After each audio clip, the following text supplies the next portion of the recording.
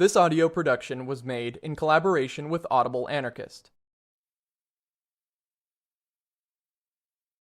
Chapter 6 Terror-Nullius returns. Civilization expands as the cold deserts thaw. Genocide and ecocide in the empty lands. Lives of liberty and slavery on the new frontiers.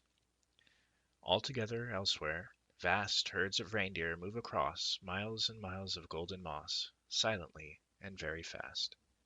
From the Fall of Rome, W. H. Auden. Civilization expands as the cold deserts thaw. As we evolved in Africa, cold deserts have always been quite hostile to human endeavor and thus, while increasingly affected by civilization, they have remained largely undomesticated. This will not last. Reports from climatologists, indigenous peoples, sailors, seasonal site workers, and ecologists all confirm that the effects of global climate change are magnified in the far north. In Greenland, Sten Peterson leans down to harvest cabbages, something unthinkable a few decades ago. Through the newly ice-freed Arctic waves, survey ships push forward in search of oil, gas, and riches. In much of the far north, with the exception of those areas scarred by the legacy of Stalin's gulags and new cities, the intrusions of civilization are sparse or temporary, but they are increasing, and many think that we are on the brink of a new cold rush. Buried treasure becomes reachable, and previously frozen territory becomes more hospitable to settlement and agriculture. Civilization will expand as the cold deserts thaw.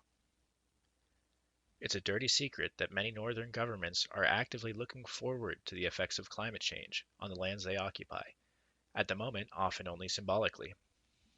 There will be some winners in the increasingly water-rich, thawing far north, just as there will be many, many losers in the water-stressed hot regions. Climate doesn't believe in justice. Quote, some regions of the world may experience gains from global warming in the next 20 to 30 years, such as more favorable farming conditions in some parts of Russia and Canada. End quote. Quote, the northern quarter of our planet's latitudes will undergo tremendous transformation over the course of this century, making them a place of increased human activity, higher strategic value, and greater economic importance than today. End quote. This transformation will be fueled by the climactic effect of fossil fuel burning and the opening up of new reserves. Quote, the region could be home to 90 billion barrels of oil, worth a whopping 7 trillion at the current oil price, and 30% of the planet's untapped gas reserves, according to the U.S. Geological Survey. End quote. Earlier, we looked at climate conflicts and focused on hot wars, but cold wars over the control of newly accessible hydrocarbon, mineral, and land resources are also possible, though they would have a fundamentally different character. Quote, cold areas are generally economically developed countries, and hot areas are generally developing countries. Conflict among developed countries might lead to concentrated fatalities, while those in developing countries might lead to conflict that is more diffuse. Where the hot war is characterized by the breakdown of state functions and internal strife, the Cold War exemplifies conditions of expanding state control and external conflict. End quote. The emergence of a new Cold War, once again primarily between East and West centers of power, though this time solidly about the far north, is on the cards. For now, the probability of full-on war in the new polar tension belt is far less than that in the hot areas of the planet, not least as many of the countries in question are nuclear powers. Fracas resembling the UK-Icelandic Cold Wars, combined with diplomatic grandstanding, such as the recent planting of the Russian flag on the seabed of the North Pole, will no doubt increase. The only thing that will categorically prevent conflict in the region is if it's found there is nothing worth scrapping about. This is unfortunately unlikely. The opening up of the very sea itself brings new possibilities for trade and movement, even if little is found below it. There is a forgotten contingent in this story. Quote, Antarctica will see enormous changes due to terraforming that will create opportunities for economic exploitation. With many sovereignty claims in the region, there is a chance that conflict will be the outcome. End quote. There is a lot of ice on Antarctica, and significant disputes are unlikely to hit until mid-century, if not much, much later. but that does not mean states are not laying foundations. It is a cruel irony that much of the science that has enabled awareness of climate change and allowed glimpses of past climates has come through the sterling efforts of scientists working in state institutions. The British Antarctic Survey, for example, whose presence in Antarctica is in large part funded to underline imperial claims over a continent that's true conquest and domestication can only come through massive climate change. In the meantime, the seas of the far south, especially around the disputed Falkland Islands, are increasingly party to oil prospecting.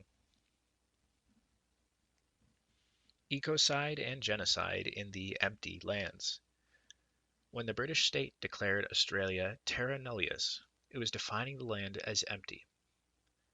The peoples, the wildness, were to be made invisible, unbearable. If perceived at all, they were seen, correctly, as obstacles to progress. In the far north, as in colonies generally, much of the land is already peopled, and from a wider perspective, animaled. There are wonders in the tundra that civilization must lay to waste in the cause of emptying and occupation. In his beautiful exploration of the Arctic, naturalist Barry Lopez describes lands he loves. Quote, "The Arctic, overall, has the classic lines of a desert landscape: spare, balanced, extended, and quiet. The apparent monotony of the land is relieved, however, by the weather systems moving through, and by the activities of animals, particularly of birds and caribou. And because so much of the country stands revealed, and because sunlight passing through the dustless air renders its edges with such unusual sharpness, animals linger before the eye, and their presence is vivid. Like other landscapes that initially appear barren, Arctic tundra can open suddenly, like the corolla of a flower, when any intimacy with it is sought. One begins to notice spots of brilliant red, orange, and green, for example, among the monotonic browns of a tundra tussock. A wolf spider lunges at a glistening beetle. A shred of muskox wool lies inert in the lavender blooms of saxifrage. The wealth of biological detail on the tundra dispels any feeling that the land is empty, and its likeness to a stage suggests impending events. On a summer's walk, the wind-washed air proves deathlessly clear. Time and again, you come upon the isolated and succinct evidence of life: animal tracks, the undigested remains of a ptarmigan in an owl's casting, a patch of barren ground willow nibbled nearly leafless by Arctic hares. You are afforded the companionship of birds, which follow after you. They know you are an animal. Sooner or later you will turn up something to eat. Sandpipers scatter before you. Screaming tuituek, an Eskimo name for them. Coming awkwardly down a scree slope of frost-riven limestone, you will make a glass tinkling clatter. And at a distance, a tundra grizzly rises on its hind legs to study you, the dish-shaped paws of its front legs deathly still. But already, even in uninhabited lands, one cannot miss the evidence of upheaval, nor avoid being wrenched by it. The depression it engenders, because so much of it seems a heedless imposition on the land and on the people, a rude invasion, can lead one to despair." End quote. The present scale of industrial invasion is merely a portent of the coming ecocide engendered, as the high latitudes warm, by the peppering of the far north with more cities, roads, installations, fields, and factories. This process will also be one of attempted genocide. Herders, such as some of the Sami of Lapland and indigenous of Siberia, will likely find their homelands increasingly fragmented and polluted, whilst those communities living on resource-rich land will face eradication, either by simple dispossession or by assimilation into the industrial culture. In a few places, such as Greenland, where much of the indigenous majority may gain some material benefit from the denudation of their thawing lands, this process may be partly indigenous-driven. In most, however, where Aboriginal communities are minorities, there will be familiar patterns of repression and resistance. This future story of a clash between old, cold worlds and new ones warmed by the white heat of the technological revolution is already past and present. Tales of dispossession and destruction are many, yet so is resistance. For example, despite few resources, some of the Siberian tribes have fervently opposed the expansion of gas and oil infrastructure on their traditional lands.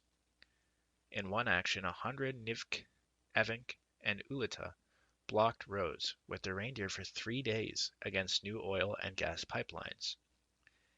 In Canada especially, the government and corporations are faced with indigenous warrior societies with a strong land ethic and a growing fighting spirit. While there have been, and will be, victories in the battle to stop the northern spread of empire and its infrastructure, even the most resolute peoples cannot halt climate change itself. Indigenous peoples report that lives and the survivability of lifeways are already being affected. As Violent Ford, an Inuit, says, quote, "We can't predict the weather anymore, so it's very difficult to plan our hunting. It puts a lot of stress and fear into our communities." End quote. Similar reports come from the Russian Arctic as well, where changes in ice and snow melting is causing culture change and endangering the reindeer herding lifestyle of the Nenets herders on the Yamal Peninsula. On a bright day on a storm-tossed cape, I walked with a friend surrounded by forest, waves, osprey, and orcas. Far from any road or village, the place felt pristine, but amongst the trees were the rotting remains of a school. Rusting farm implements littered the undergrowth, and former fields were now the hunting grounds of cougar. Remoteness from markets, the illogic of politics, and land unsuited to colonization by an imported model had led to the evacuation of this coast. It reminded me that despite the wishes of those who plan worlds, settlements sometimes fail and the wild wins. This will continue to be true. Lives of Liberty and Slavery on the New Frontiers. Possibilities will emerge as the cold deserts retreat for those who wish to settle, invade, resist, and work. Who will populate these new lands? Physical landscapes and the social terrains of struggle frame what we think is possible and thus what we do. In 19th and early 20th century North America, individualist anarchism, especially that influenced by Henry David Thoreau, was framed directly by the idea and existence of frontiers, and thus the real ability to build some level of autonomy and self-sufficiency, admittedly on stolen land. In crowded Europe at the same time, there was less outside available, and so despite strong currents with an ecological and anti-civilization perspective, many individualist anarchists turned to bank robbing, insurrection, assassination, and art. We can expect the opening up of new lands within Europe and North America to have a significant impact on both those who wish to desert civilization, as well as those who wish to expand it. There will be many possibilities for lives of liberty on the expanding frontiers, though dropouts and renegades may themselves lay the foundations for a wider gentrification of the wilderness. It would be lovely to think that 1,000 anarchist log huts will bloom, but more prevalent are likely to be work camps and farmlands resembling something between Dubai's modern gulags and the new Chinese farming and logging colonies of Siberia. In the UAE, desert migrant workers live in horrific conditions and are bussed in and out of Dubai daily to build a new supercity. They have no rights of citizenship, no rights to stay beyond a fixed-term contract, almost no spouses or right to marry or cohabit. Families rarely exist, no official unionization. Frightened by an Indian demographic time bomb, Dubai's rulers have initiated a complex immigration quota system where migrants are brought in from diverse countries to keep workers socially divided. In Siberia, 600,000 Chinese workers cross the border in seasonal migration every summer to work the new fields. So there will be lives of slavery as well as liberty on the new frontiers, and with worsening prospects in much of the warming world, and the promise of hard currency, many will choose them. Readers with anarcho-syndicalist leanings may notice a striking similarity of such situations with that of the logging and mining camps that were the battlegrounds of the Wobblies. The IWW was the only workers' organization that had any successes in uniting lumpen migrant workers of diverse nationalities in early 20th century America. Culturally divided and without recourse to legal unions and other organs of social democracy, militant informal syndicalism could arise in the New North. possibly even informed by anarchism. Parallels between old and new frontiers are laid out well by climatologist Lawrence C. Smith. Quote, "An envisioning of the New North today might be something like America in 1803, just after the Louisiana Purchase from France. It, too, possessed major cities fueled by foreign immigration, with a vast, inhospitable frontier distant from the major urban cores. Its deserts, like Arctic tundra, were harsh, dangerous, and ecologically fragile. It, too, had rich resource endowments of metals and hydrocarbons. It, too, was not really an empty frontier, but already occupied by aboriginal peoples who had been living there for millennia." End quote. While the extent of civilizational expansion in the New North is, like so much in climate change-related futurology, presently unknowable, the trend itself seems a given. In some places it can be resisted, and successfully. In others, the hubris of settlement will simply fail. In many places, its very expansion brings possibilities for those who would live in new openings or in old, but warmer, worlds of the gyrfalcon. This has been a production of Audible Anarchist. You can find more Audible Anarchist on YouTube.